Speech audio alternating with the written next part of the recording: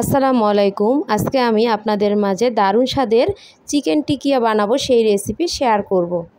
প্রথমে কড়াইয়ে পানি দিয়ে দিব, তারপরে আমি 3টা আলু দিব, 2 পিস চিকেন দিব, দিয়ে ভালোভাবে সিদ্ধ করে নেব। তারপর উঠিয়ে নিব। আলুগুলো আমি এখন ভালোভাবে ছিলে নিব, একটা একটা করে ছিলে নিব। তারপর চিকেনের পিসগুলো আমি ভালোভাবে ভেঙে নেব, একদম ঝুরি ঝুরি করে সবগুলো আমি ভেঙে নেব। তারপর আলুগুলোও আমি ম্যাশ করে নেব, ভালোভাবে ম্যাশ করে নিব যাতে গোটা গোটা না থাকে। তারপর আলতো হাতে চিকেন আলুগুলো আমি মেখে নেব। এখানে আমি পেঁয়াজ কুচি দিব, রসুন কুচি দিব, কাঁচামরিচ কুচি দিব, স্বাদ মতো লবণ দিব, হলুদের গুঁড়া দিব, মরিচের গুঁড়া দিব ও জিরা আর আদা বাটা দিয়ে দিব। দিয়ে ভালোভাবে এখন মেখে নেব। এগুলো একদম ভালোভাবে মেখে নিতে হবে, সবগুলো একদম ভালোভাবে মেখে নেব। আপনারা দেখতেই পাচ্ছেন আমি কিভাবে মেখে নিচ্ছি। তারপর আমি একটা ডিম ভেঙে দিয়ে দিব, দিয়ে আবারও ভালোভাবে মেখে নেব। এবার আমি চেপে চেপে মাখবো, ভালোভাবে চেপে চেপে মেখে নিব। যদি কোনো গোটা গোটা অংশ থাকে সেগুলো আমি ভেঙে নেব।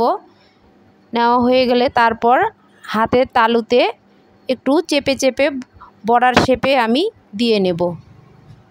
আপনারা দেখতে পাচ্ছেন কিভাবে আমি বানিয়েছি। একটা একটা করে আমি সবগুলোই বানিয়ে নিব। আমার বানানো হয়ে গেছে, দেখুন কত সুন্দর হয়েছে।